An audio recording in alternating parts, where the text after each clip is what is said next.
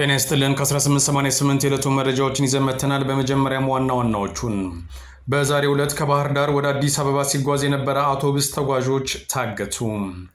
አንድ የቱርክ ወታደራዊ አውሮፕላን የድሮን ተተኳሾችን ጭኖ ወደ አዲስ አበባ መግባቱ ተሰማ። ከሞላሌ ተነስቶ መለያ ሊገባ የነበረው የሰው በላው ቡድን ሙትና ቁስለኛ ተደረገ። በኦሮሚያ ክልል 100,000 አዲስ ኃይል እንዲሰለጥን ታዟል። ወደ ዝርዝሩ አልፈናል። በአርበኛ መከታው ማሞ የሚመራው የአማራ ፋኖ ህዝባዊ ድርጅት ሸዋ ጠቅላይ ግዛት እዝ አጼ አምደ ጽዮን ኮር 7 ክፍለ ጦር ናሁሰናይ ሻለቃ ራሱን የመከላከያ ሰራዊት ብሎ ከሚጠራው የሰው በላው ስብስብ ጋር የተቀናጀ አውደ ውጊያ እያደረገ ይገኛል። መጋቢት 26 ቀን 2017 ዓ.ም ከቀኑ 9 ሰዓት ጀምሮ ይህ ዜና እስከተጠናከረበት ድረስ በቀጠለው አውደ ውጊያ የ7 ክፍለ ጦር የናሁሰናይ መታሰቢያ ሻለቃ በሸዋ ጠቅላይ ግዛት በመንዝ አውራጃ መንዝ ማማ ወረዳ ልዩ ስሙ መለያ በተባለ አካባቢ በወራሪው የብርሃኑ ጁላ አራዊት ሰራዊት ላይ እንደ እሳት የሚፋጅ ክንዱን አሳርፎበታል። ጠላት መነሻውን ከሞላሌ ከተማ አድርጎ ወደ ባሽ ቢያቀናም ክንደብርቶቹ የሸዋ አናብስቶች አይቀጡ ቅጣት እየቀጡት ይገኛሉ ተብሏል። ውጊያው አሁንም እስከ ምሽቱ 12 ሰዓት ድረስ ቀጥሏል ተብሏል። በዛሬው ዕለት ከባህር ዳር ወደ አዲስ አበባ ሲጓዝ የነበረ አውቶቡስ ተጓዦች ታገቱ። በተከፈተው የተኩስ ሩምታ የሞቱ መንገደኞች እንዳሉም ታውቋል። ከባህር ዳር ከተማ ተነስተው በዛሬው ዕለት ወደ አዲስ አበባ ሲጓዙ የነበሩ የአንድ አውቶቡስ ተሳፋሪ መንገደኞች በመንገዳቸው መሃል እንደታገቱ ታውቋል። የደረሰው መረጃ እንደሚጠቁመው እገታው የተፈጸመው በኦሮሚያ ክልል ሰሜን ሸዋ ዞን ጎዋጽዮን ከተማ አቅራቢያ ነው። ታጣቂዎቹ የተኩስ ሩምታ አውቶቡሱ ላይ በመክፈታቸው የተገደሉ መንገደኞች እንዳለ የታወቀ ሲሆን የተረፉትን ይዘው ወደ ጫካ መግባታቸው ታውቋል። ድርጊቱን መፈጸሙን የሹፌሮች አንደበት የተባለው ገጽ ያረጋገጠ ሲሆን ከጎዋጽዮንና ቱሉ ምኒልክ መካከል አንድ አውቶቡስ ሙሉ ሰው ታፍነው መወሰዳቸውንና በተተኮሰ ጥይት የተሳፋሪ ሕይወት ማለፉንም ሰምተናል ብለዋል። አንድ የቱርክ ወታደራዊ አውሮፕላን የድሮን ተተኳሾችን ወደ አዲስ አበባ ማጓጓዙ ተሰማ።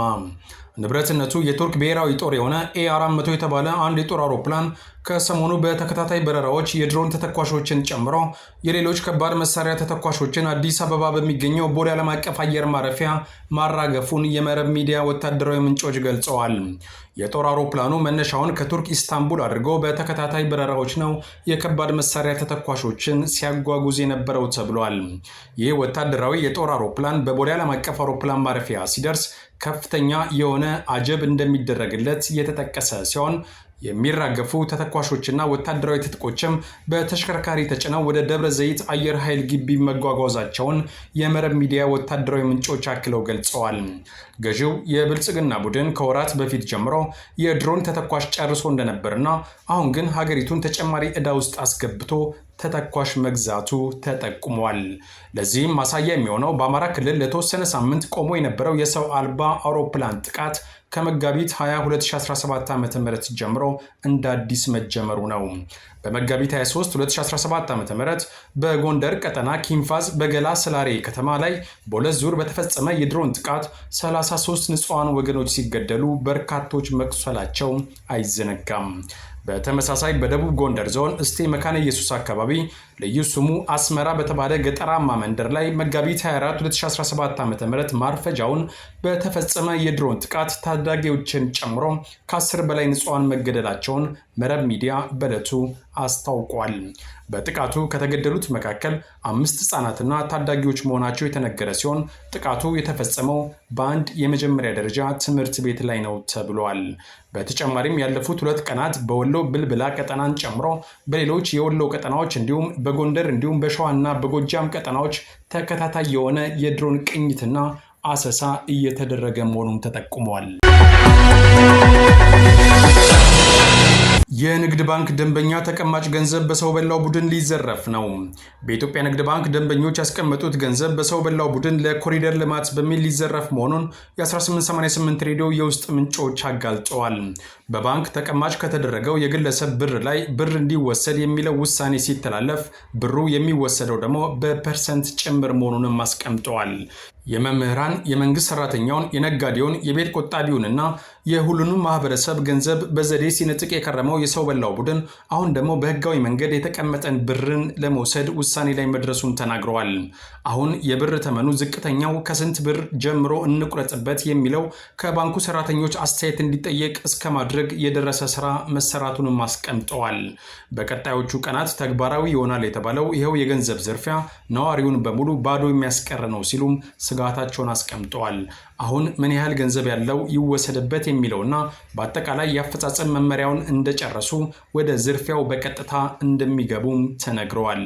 እናም የባንክ ደንበኛው ገንዘብ ሊያወጣ ቢሄድም የሚያገኘው ገንዘብ ቢኖር ያስቀመጠው ሳይሆን ከዘራፊው የተረፈውን ነው ሲሉ የውስጥ ምንጮች አጋልጠዋል። ከሞላሌ ተነስቶ መለያ ሊገባ የነበረው የሰው በላው ቡድን ሙትና ቁስለኛ ተደረገ።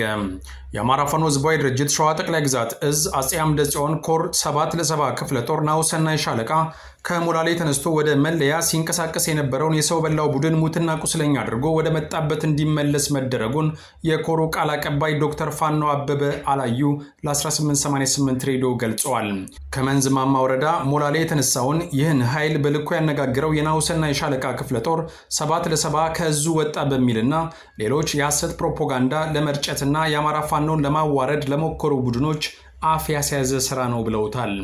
የዙ ሌሎች ክፍለ ጦሮችን በየአቅጣጫው ከሚያደርጉት ጦርነት ባለፈ የህዝብ አደረጃጀትን በመፍጠርና ኃይሉን በማጠናከር ስራውን ቀጥሏል ሲል ፋኖ ዶክተር አበበ አላዩ ለ1888 ሬዲዮ ገልጿል። ፋኖ አበበ አላዩ ይባላል። የሸዋ ጠቅላይ ግዛት እዝ የአጼ አምደ ጽዮን ኮር ህዝብ ግንኙነት ክፍል ነው። እንግዲህ ያው በዛሬው ቀን በ26/07/2017 ዓ.ም በሸዋ ጠቅላይ ግዛት እዝ አጼ አምደ ጽዮን ኮር 7 ክፍለ ጦር ናሁሰናይ ሻለቃ ትልቅ ጀብድ ተመዝግቧል ማለት ነው። እንግዲህ ናሁሰናይ ሻለቃ በባሽ አካባቢ መንዝ ማማ በሚባለው ባሽ አካባቢ ላይ ቀጣና ተሰጥቷት በሰፊው እየተንቀሳቀሰች የምትገኝ ነች። እንግዲህ ሰሞኑን የተለያዩ ወሬ ሲናፈስ ነበረ። 7 ክፍለ ጦር በሸዋ ጠቅላይ ግዛት እዝ ራሱን አግልሏል የሚል አንዳንድ የተላላኪዎች ሪፖርት በየሜዳው ላይ ሲል ነበረ። እንግዲህ ዛሬው ቀን በሸዋ ጠቅላይ ግዛት እዝ ስር የምትመራው 7 ክፍለ ጦር በናሁሰናይ ሻለቃ ከፍተኛ ድል አስመዝግባለች ማለት ነው። ይህ ድል የተመዘገበው በመንዝ ማማ ወረዳ ከሞላሌ ተነስቶ ወደ መለያ ሲንቀሳቀስ የነበረ የባንዳ ሰራዊት ላይ ነው። መለያ በምትባል አካባቢ ላይ በቀብቀውት 7 ክፍለ ጦር ናሁሰናይ ሻለቃ የሚገርም የምትመታዋለ ማለት ነው። በዛ አካባቢ ላይ በተመታው ምት ተመልሶ ወደዛው ወደ መጣበት ወደ ሞላሌ የተንቀሳቀሰ ሲሆን እሱን ለማውጣት ከፍተኛ ኃይል ከኋላ ጨምሮ እንቅስቃሴ አድርጎ ቁስለኛና ሙቱን ይዞ ወደ ሞላሌ ከተማ ተመልሷል ማለት ነው። ይህን የሰራው እንግዲህ የሸዋ ጠቅላይ ግዛት እዝ የአጼ አምደ ጽዮን ኮር የ7 ክፍለ ጦር ናሁሰናይ ሻለቃ ወይም 3ኛ ሻለቃ የሚባለው ነው። በዚህ ልክ እንቅስቃሴ እያደረገ በከባዱ ዱላውን እያሳረፈበት በጥላት ላይ ይገኛል ማለት ነው። ያው መሬት ላይ ያለውና በሚዲያ ላይ ማንም ፐርሰናል ኢጎ ያለባቸው አንዳንድ ሰዎች የአማራ ፋኖን ያዋረዱ መስሏቸው ብዙ ነገር ሲያወሩ ዛሬ ቀን ያንን አፍ የሚያዘጋ ስራ በናሁሰናይ ሻለቃ ተሰርቷል። ይርሱ በእናንተ በኩል ምንም አይነት የደረሰ ጉዳት የለም? ሌላ እንግዲህ በተለያየ ቦታ ላይ የህዝባዊ አደረጃጀት ስራና የጦር ስራ እየተሰራ ይገኛል። ይህ ስራ እንግዲህ እንደ ሸዋ ጠቅላይ ግዛት በሰፊው የህዝብ አደረጃጀት ስራ እየተሰራ እንደሆነ ይታወቃል። ከቀበሌ ጀምሮ በአባት አርበኛ፣ በጎበዝ አለቃ እንዲሁም በአማራ ፋኖ በሸዋ ጠቅላይ ግዛት ህዝብ ስር የሚገኙ የተለያዩ ክፍለ ጦሮችና ብርጌድ ሻለቃዎች ታሪክ እየሰሩ ይገኛል። እንግዲህ በሚዳሬማም ዙሪያ ራምቦ ሰፈረችበት ቀጣና በምዕራብ አውራጃ ህዝባዊ አደረጃጀቱን ጨርሶ በሚገርም ሁኔታ እንቅስቃሴ እያደረገ ይገኛል። አጼ ዳዊትን በሸዋሮቢትና አጣዬ አካባቢ ላይ እየተንቀሳቀሰ ያው ቅያሬ ካደረገ ወዲህ ከመራ ቤቴ ከመጣ ወዲህ በሰፊው ብዙ ድሎችን እያስመዘገበ ይገኛል። አሪፍ ነው። አሁን ያለው ሁኔታ በጣም ቆንጆ ነው። አጼ ምኒልክም ስራዎችን በመንዝ አካባቢ እየሰራ ይገኛል። አሁን ባለው ሁኔታ በአስቤት ክፍለ ጦር በኩልም በሞጃና ወደራ በሚገርም ሁኔታ በሰሞኑ የአባት አርበኞችን ሲያስመርቅ የጎበዝ አለቃዎችን ሲያደራጅና እንዲሁም በመድረኮችን እየፈጠረ ሲያወያይ ያው በመድረክ ትምህርት የታየ ነው። ተሰማ እርገጤም ካዳዬ ይዛ እስከ መንዝ ቀጣና በወገሬ በሞላሌ እንዲሁም በተለያዩ ቦታ ላይ እንቅስቃሴ እያደረገ ይገኛል። የተሰማር ቤት እንደዛ አቴጉማም በሚገርም ሁኔታ በመንግዲስ አካባቢና በተለያዩ በአንቶኪያን በመኮ ዙሪያ በሰፊ እየተንቀሳቀሰ ይገኛል። እንዲሁም ሌላኛው አቴዘራ ያቆብም ባንኮበርና ወደ ሚንጀር ቀጣና በትዞር እያለ ብዙ ስራዎችን እየሰራ ይገኛል። አሁን ላይ በሰፊው እየተንቀሳቀሰ ይገኛል። ሁለቱም እንግዲህ አሁን ላይ በጣም ደስ በሚል ሁኔታ ህዝቡን በደስታ ለይና አደረጃጀቱን ቅርጹን ይዞ በስርዓት መንግስታዊ ምስረታውን እያጠናከረ ይገኛል። በኦሮሚያ ክልል 100,000 አዲስ ኃይል እንዲሰለጥን ታዘዘ። የሰው በላው ቡድን በኦሮሚያ 100,000 አዲስ ኃይል እንዲሰለጥን አስቸኳይ መመሪያ ማውረዱን የ1888 ሬዲዮ የውስጥ ምንጮች አጋልጠዋል። ይህ ስልጠና ደግሞ ዛሬ ነገ ሳይባል እንዲጀመር በሚል በታዘዘው መሰረት ምልመላ መጀመሩንም ነው የጠቆሙት። አሁን በአዲስ መልክ የሚሰጠው ኃይል ተጠባባቂ ኃይል በሚል መሆኑንም የውስጥ ምንጮች ተናግረዋል። አሁን ላይ በግዴታ ወጣቱን በገፍ እየሰበሰበ ያለው ይሄው ቡድን ለስልጠና የሚሆኑ ቅድመ ሁኔታዎችንም ማመቻቸቱ ተገልጿል። የዚህ ቡድን በአስቸኳይ ይሰልጥን የተባለበት ዋነኛ ምክንያትም ሀገሪቱ ያለችበትና እሱም እየወሰዳት ያለው አካሄድ አደገኛ መሆኑ መረዳታቸውና ያለው ክፍፍል እየከፋ በመምጣቱ ነው ተብሏል። በውስጣቸው ያለው መከፋፈል እየከፋ መምጣቱና በተለይ ደግሞ የሸዋ ኦሮሞ ነኝ የሚለው ጽንፈኛው ቡድን በወለጋና በሌሎች ኦሮሞዎች ላይ ከፍተኛ በደል እያደረሰ ነው በሚል ከባድ ክፍፍል መፈጠሩንም አጋልጠዋል። አሁን በተለይ ኢኮኖሚውን ሁሉንም ተቆጣጥሮ ያለው የሸዋ ኦሮሞ ነኝ የሚለው ስብስብ ሌላውን አላቃችሁም ወደሚልና የሸዋ ኦሮሞ እንቅፋት የወለጋ ኦሮሞ ነው በሚል የመፈራረጅ ጉዳይ አሁን አይን ባወጣ መልኩ ወደፊት መምጣቱን ይናገራሉ። ሽመልስ አብዲሳ 25,000 ባለሀብትን እናፈራለን ሲል ዋና ባለሀብቱን የማፍራቱንም ስራ ሆነ ወጣት ባለሀብቱን የማሰባሰቡን ስራ በሙሉ ጠቅልሎ ሸዋ ላይ እንዲያርፍ ማድረጋቸውንም የዚሁ ክፍፍል አንዱ አካል ነው ሲሉ አስቀምጠዋል። አሁን ባለው የፖለቲካ ጡዘት ምናልባትም ይሄ ቡድን ባልታሰበና ባልታወቀ ጊዜ ራሱ ሊፈርስ ይችላል ሲሉም በውስጥ ሊፈነዳ የደረሰውን ፍጥጫ የውስጥ ምንጮች አጋልጠዋል። በሱዳን የኦህዴድ ኃይል ተማረከ። የኦህዴዱ ስብስብ ወደ ሱዳን ከላከው ኃይል ከፍተኛ ቁጥር መማረኩን የ1888 ሬዲዮ ምንጮች ገልጸዋል። የሱዳኑን የዳጋሎ ኃይል ይደግፋል በሚልና ከስናይፐር ተኳሽ እስከ ከባድ መሳሪያ ተኩስ ትልቅ ልምድ አለው በሚል የተላከ ኃይል እንደነበረም ይናገራሉ።